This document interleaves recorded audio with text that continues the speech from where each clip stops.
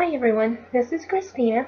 A lot of people have wanted me to document in some way the different things that have happened to me over the past 2 years, a little bit before my weight loss journey in general. Of course, most of you know it has led to weight loss surgery, and the journey has been quite crazy, but well worth it. I'm going to do different segments, different videos of life then, now, different aspects that I've hit, troubles that I've had, um,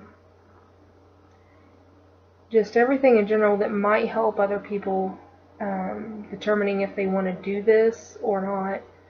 I know I read a lot of books, seen a lot of videos, and didn't know a lot of information, and now I'm living it, so I get all my knowledge from everything I do during the day now. Um, so I guess I'll begin with growing up. Growing up, I was spoiled to pieces. I would never have agreed to that, never acknowledged how spoiled I was.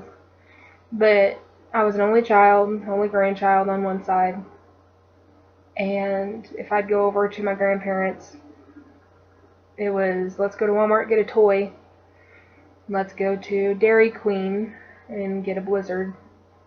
Every time I was there, every night. Um, Growing up, I was always chunky,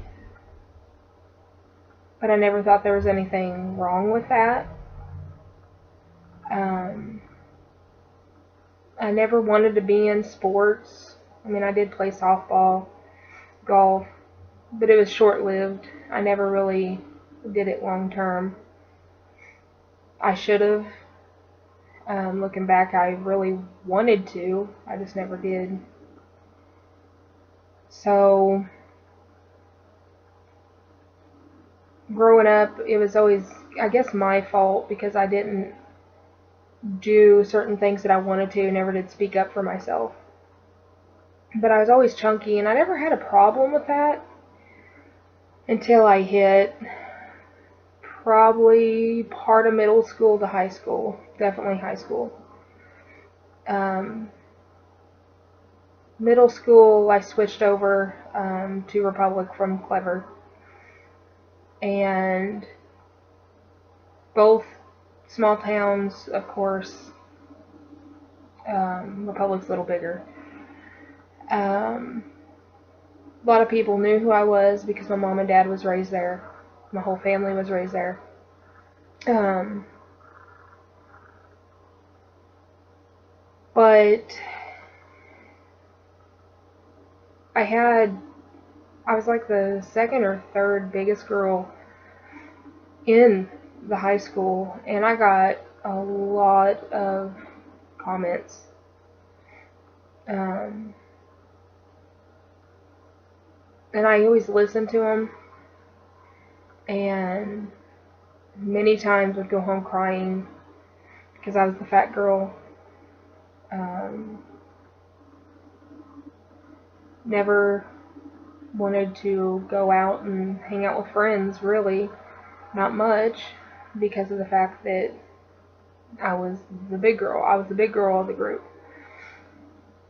Um, Prom, went to my junior prom, didn't go to my senior prom. It was always hard finding dresses that looked good, that I liked, that actually fit me the way that they were supposed to. Um, Clothing was always hard. I was on the golf team and loved it, but had a hard time walking the holes to play because I was big.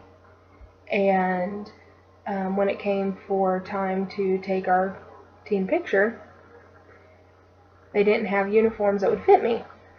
So I had to wear just a Republic Tigers t-shirt. I still have that picture today, and it reminds me of that all the time. It's in the yearbook.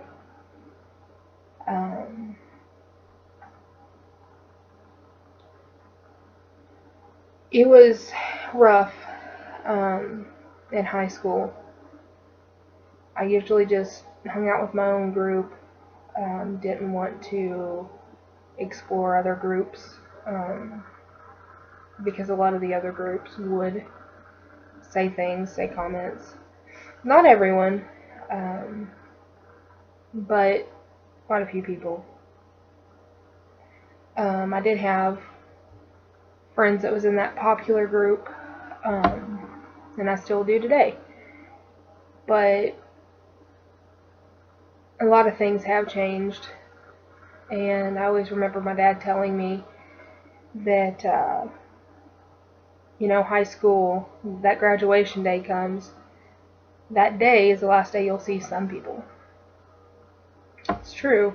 I still communicate, obviously, through Facebook, but it's not like I see them every day like we used to, or even every year. It's kind of like our reunion. I didn't get to go because my husband at that time got hurt herding cattle, so he had to go to ER. So I didn't get to see any of my friends then. And if I could go back, I would do a lot of things different during high school, middle school. I'd be a lot more active, be like I am now. I'm more active now than I was then. And just enjoy every part of it, because I took it a lot for advantage. I took advantage of the whole situation.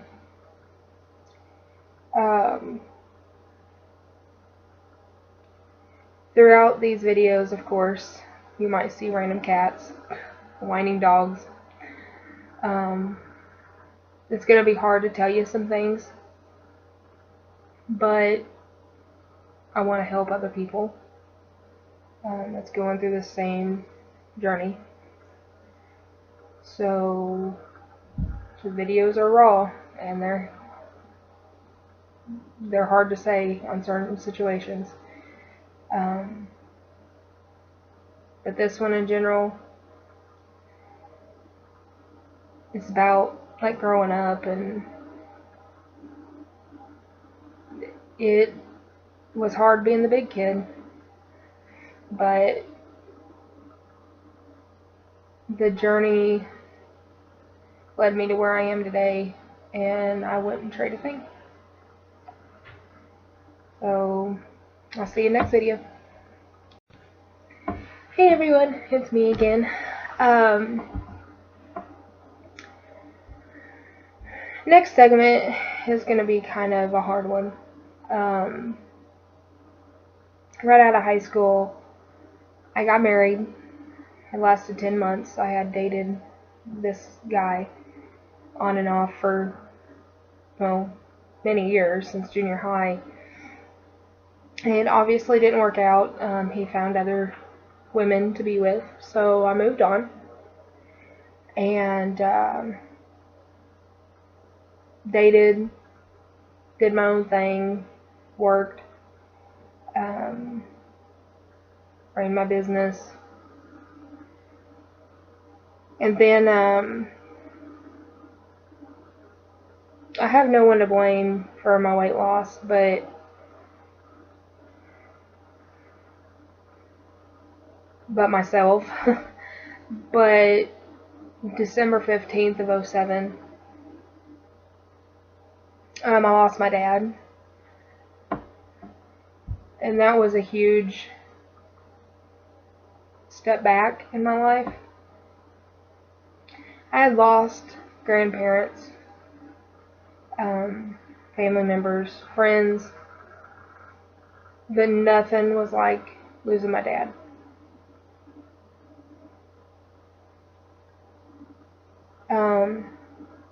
That day replays in my head over and over again. On that day, I wake up in tears every year because it replays in my head just like a bad dream. Because that's what it was. It was a huge nightmare. My dad was more to me than I ever knew. I knew I was a daddy's girl, but to lose that man figure in your life at 44 of a heart attack so instantly, just, it kills you. And he was on a lot of the same medicines I was on, so I decided to take myself off of them.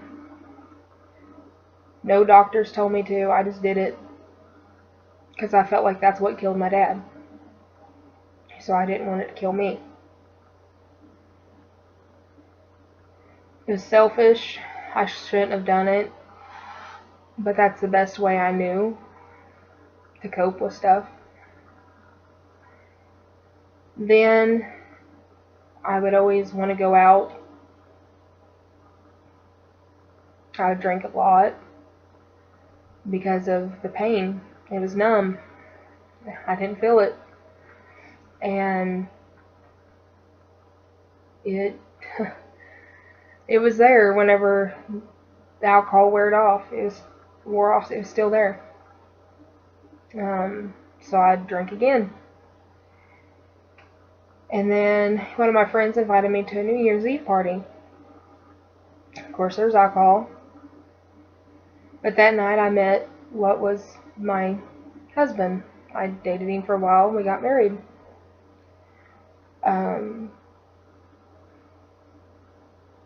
It worked out real well. Everyone thought that we wouldn't make it over a year because we were so different, which is true. I was city girl and he was cowboy. As our song says, I was a fairy tale princess, he was backwoods boy. That was it to a nutshell. I was afraid of bugs. I would run and scream from bugs. He would just laugh. We lived our life. Everything was great. I kept getting bigger. I didn't realize it. I always thought I was pretty. That I didn't have a problem. Until I got so big that I couldn't even take showers. I had to take baths. Mainly because the shower, I couldn't fit in our shower. I barely fit in our tub. I couldn't even walk into Walmart using my cart to lean on. I had to use the little go-go carts. I got so down that I ended up on oxygen and in a wheelchair at 29 years old. I would sit there and I'd watch people walk in and think, that's just something they're used to. Just walking in, grabbing a cart, doing their shopping, going home. With me, it's a longer process. I gotta get in the go-go cart. I gotta have, James carry a cart behind me. There were so many things that I took for granted.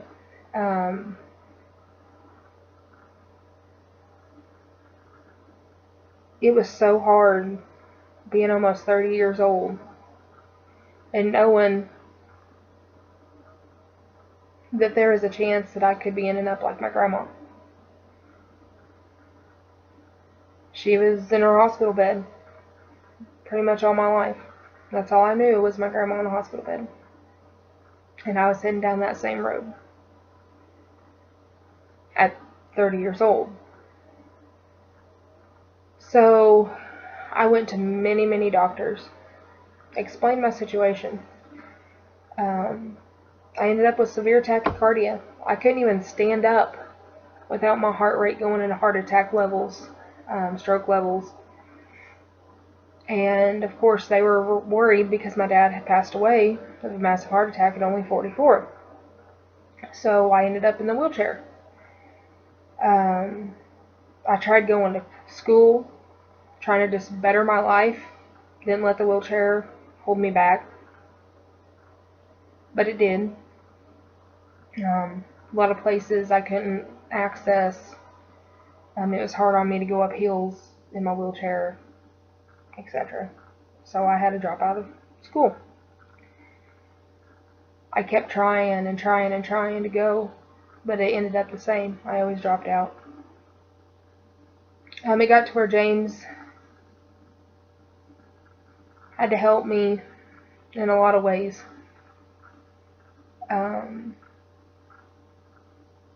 Had to help me bathe.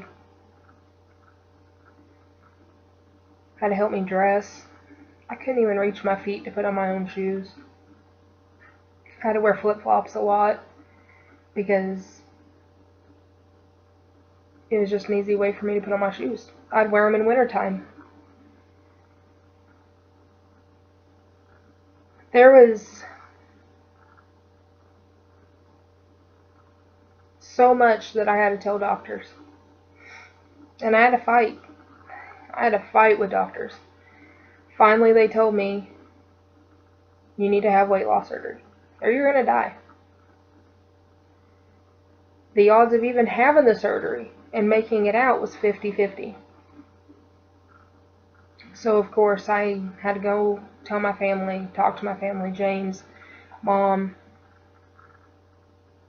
and a lot of them didn't want me to do it because of the 50-50 risk. But I was tired of fighting.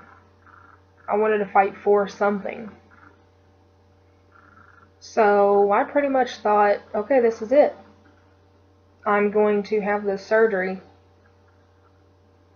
And pretty much because I'd rather die fighting than dying on the couch or in a hospital bed the way I was going. Because they said that I had pretty much one more year to live because my heart could not handle it no more. And I had to have this surgery to get the weight off quick. So the journey began of, okay, what do we do? Does insurance cover this? How do we go about this $50,000 surgery that, we're struggling because I can't even work. I couldn't even have a desk job because my heart rate and all these issues that I was going into. How did we do it? I felt like it was, okay, yeah, I need this, but is it even feasible? How do people do it? So there's many days I'd sit at home waiting for James to get off work. And I was so upset, so sad, because I didn't think I would ever be able to have the surgery, have a life. I wanted to have a baby. Just one. And I didn't see it in my future. I didn't see that light at the end of the tunnel. There was many days that I fought my own demons, I guess you could say.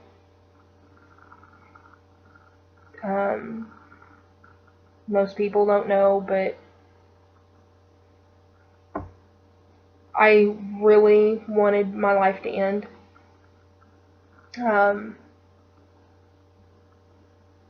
I was tired of being that burden for my family, for James.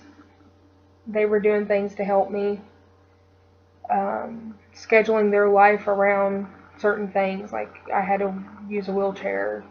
Was there wheelchair access?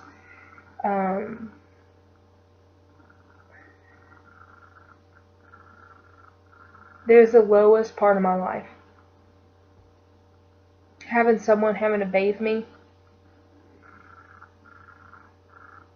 having to not even be able to fit in a car seatbelt.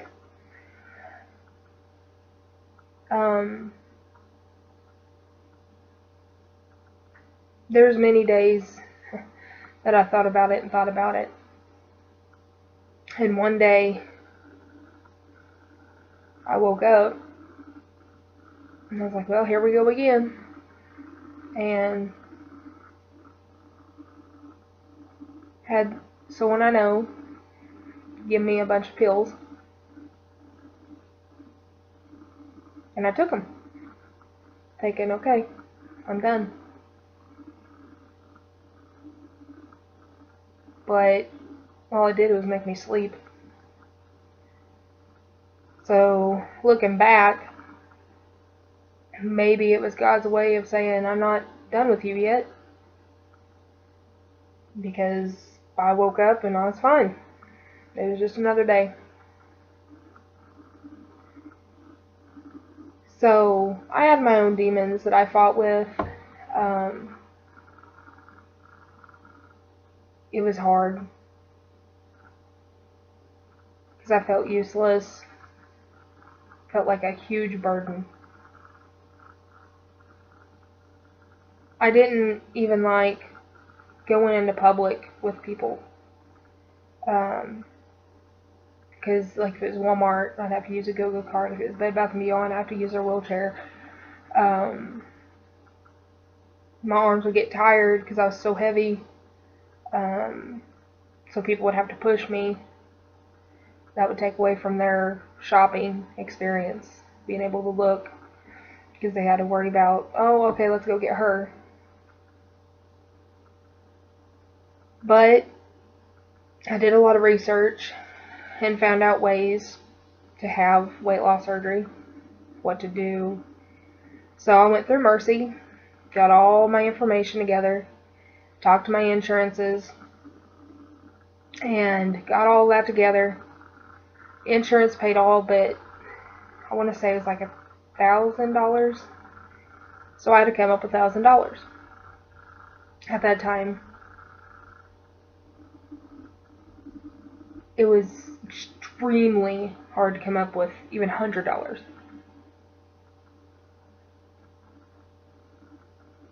But my friends, my family, came up with money to help me. And I remember one of my friends, I had to sign something for him. And he said, here, there's an envelope for you. And he had asked me previously how much I had left to meet my goal. And I said, I think it was like $300. I said, I'm getting real close. He said, oh, okay. And the person that he had deliver that in Springfield told me I wasn't allowed to open it until they left. I was like, okay. Opened it up, and it was a check for $300. I had people that donated money to me from school that I graduated with, people I haven't seen for years, family. I hit my goal. Mm-hmm. And my next steps were to go through the psychiatric evaluations, nutrition, exercise, the whole shebang, all-day seminars. It was a long process. It was, I think, about 6 months of just non-stop doctor's appointments. I got so tired of seeing what my blood pressure and, all the checkups. It was always the same thing. Here I am. And then they set my date. April 8th, 2015. It was my grandma's birthday, of all days. I remember all my family being there.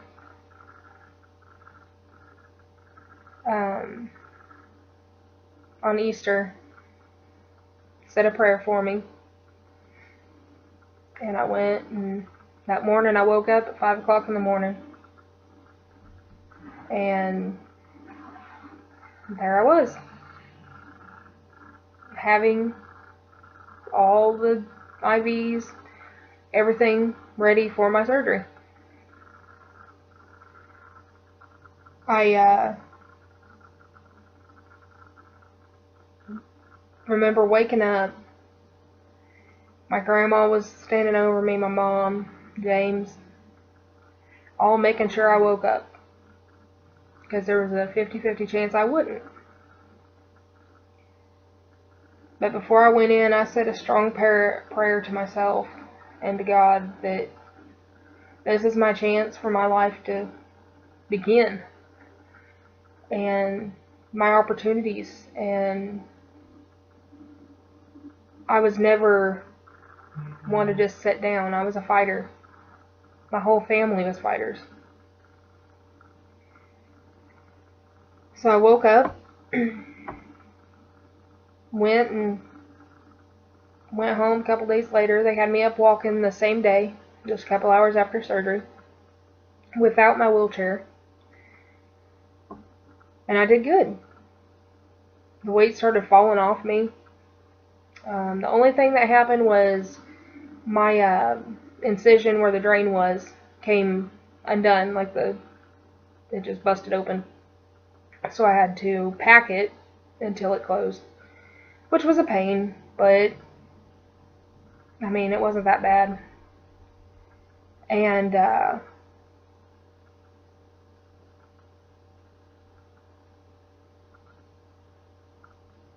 I noticed within just 3 months, really, so much weight had fell off. Even now, I don't even see myself as small as I am compared to what I was. I still see myself as that big person. I still turn sideways into doors. There's just things that you still feel on your body because you were that way for so long. I ended up within a year and a half, losing about 200 pounds, I believe, and felt amazing. I was able to do things. Walked around the fairgrounds, no problems. Outwalk people, go to the gym all the time, which I love doing now. But I noticed that more independence I got, the more I was losing something else. And that was my husband. He didn't like the fact that I was becoming mobile. He even made a comment to me that he would have rather me died on the couch, not have the surgery, just died on the couch, because he would know that I'm there. He didn't know where I was going now, which usually was the gym.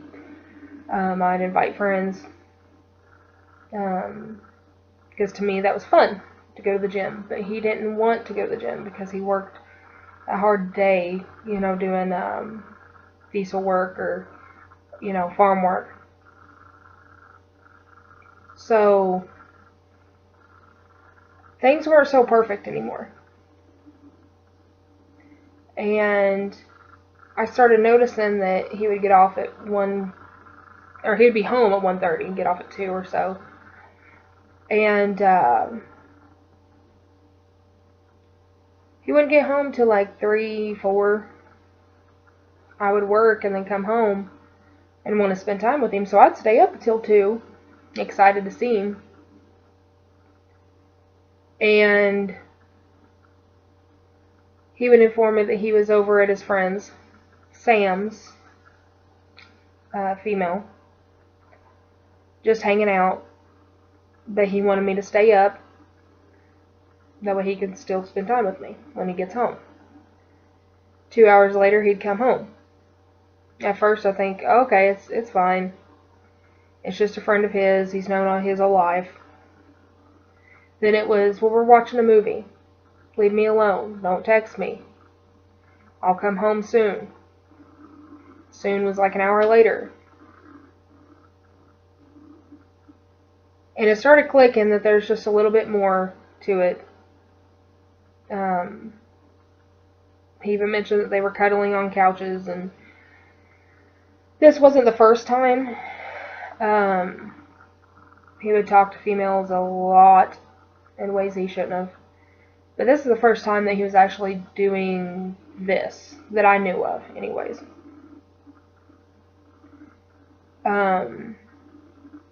So we both agreed to separate.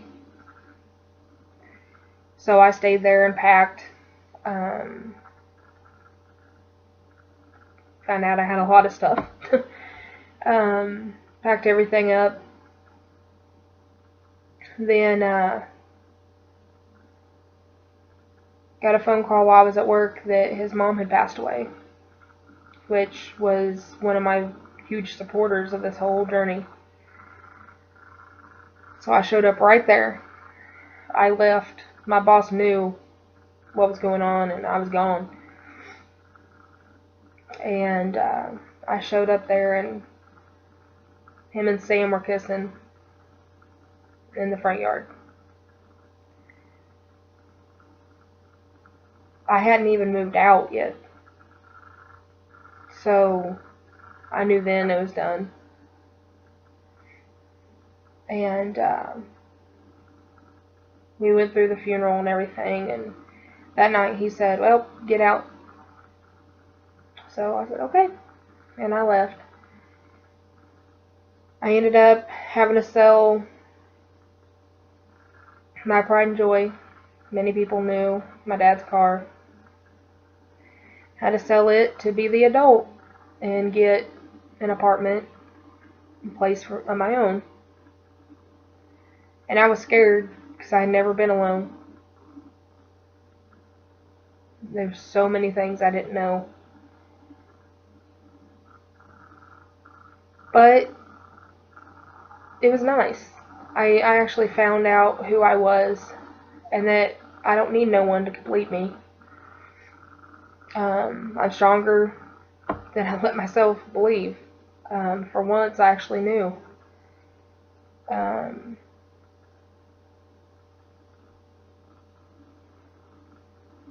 We tried to work things out, I'd say 3 times, But he never wanted us to post on Facebook that we were seeing each other, hanging out with each other. He didn't even want me taking pictures of him.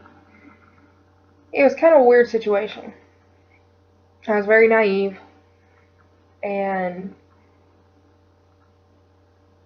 the second time, things got escalated very, very quickly. And me and the new girl, Sunny, got into a fight. She drew back to hit me, and I was raised, throw the first punch, you finish it. So we got in a fight. James ended up separating us, and it got pretty bad. And then I finally left and went back home.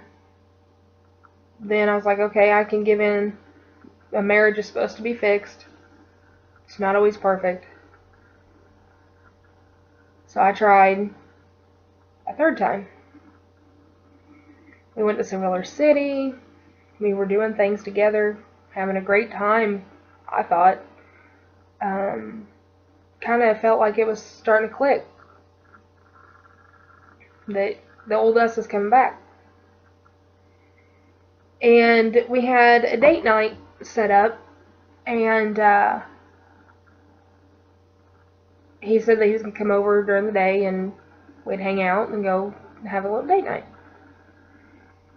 Well, anyone that knows him knows he struggled with diabetes. And I hadn't heard from him all day. So I kind of got worried, knowing that he has had spells in the past and recently. So I just drove out there. And found her car there. So I was like, okay. I went to Walmart and did my shopping. Well, went to Walmart, and ironically, of all the Walmarts in Springfield, he was there. So I went up, because I believe I had to cash a check or something. Went up to customer service, and he was standing right there. So I just calmly went up to him, and I said, "Where's she at?" He said, "She's back shopping." He said, "It's not what you think." And I said, "Alright." So I ended up following him all the way back to Willard. And he told me that he was in love with her. He told her that the night before he had stayed at my apartment, that he hadn't even seen me in a while. That he never stayed over there, and blah, blah, blah. He was there the night before. I have pictures, because I thought we were fixing things. That's the moment that I realized, no, I'm better than this, and I deserve better than this. So we were done. I started looking at divorce papers, filing.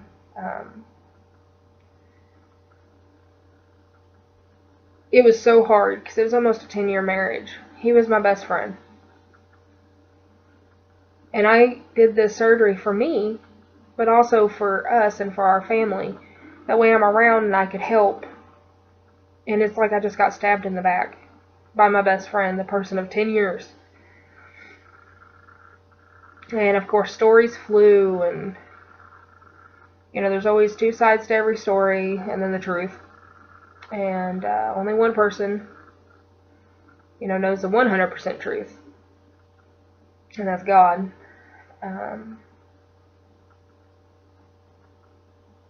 But I was okay. I was okay with the decision. Many nights of tears, but I was okay. I started talking to other people, friends, people that I still talk to today. Started talking to this one guy, and he gave me the phone number of his friend, and I started talking to him. Now, I live here.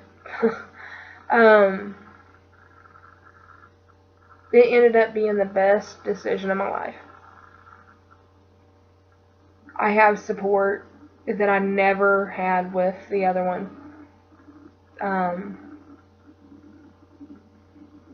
He is willing to change the way he eats for me, because he knows my journey. In fact, he tells me every day, it's not just your journey now, it's ours.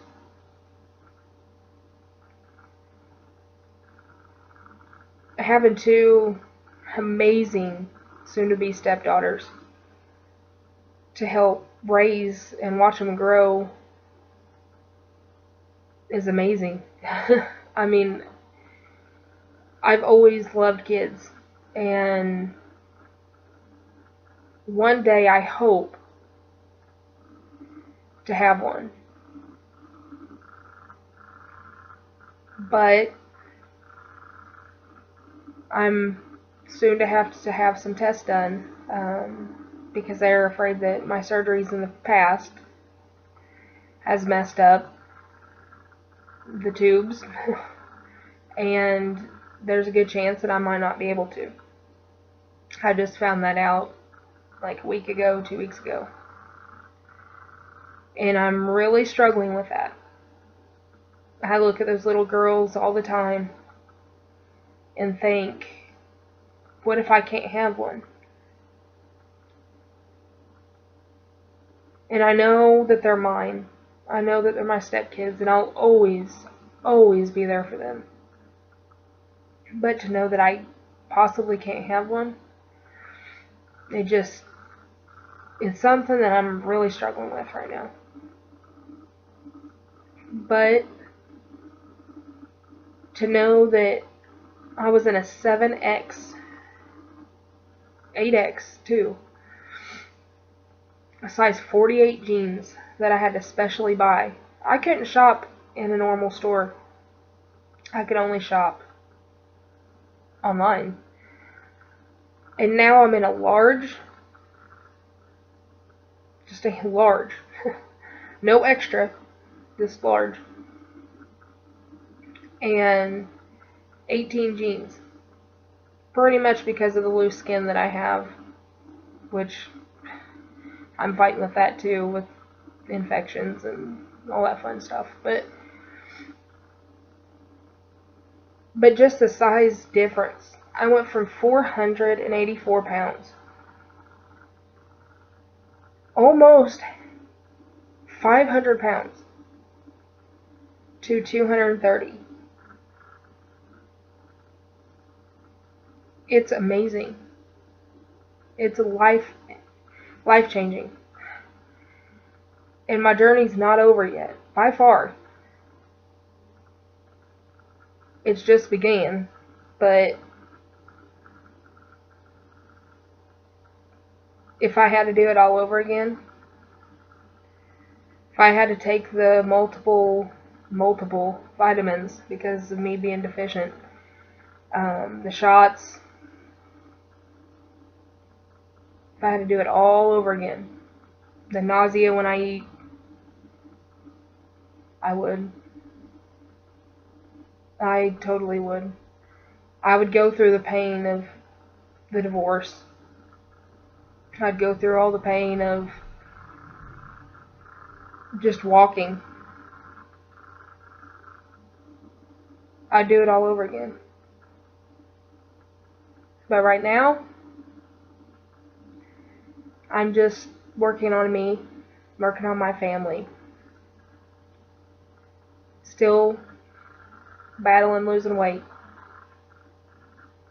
But I have support now. A lot more support than I did in the house. I've always had support from my family and friends. Like, that was so amazing. Words can't express the people that has helped me, supported me, watched my journey.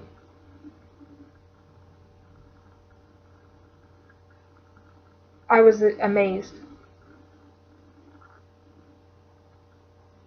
But I'm ready to begin my journey as a stepmom, as a new wife.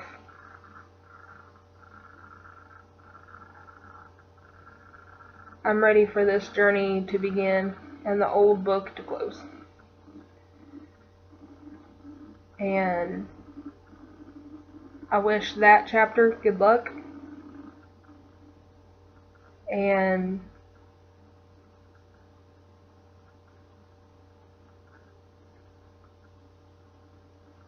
I'm just ready to show everybody what I'm made of. And you thought I was strong before? You haven't seen nothing yet. I'm back. And I'm ready to begin finding me, going to school for helping people that was like me in my shoes. I'm ready. And I'll try to keep this updated as things happen and go from there. See you guys.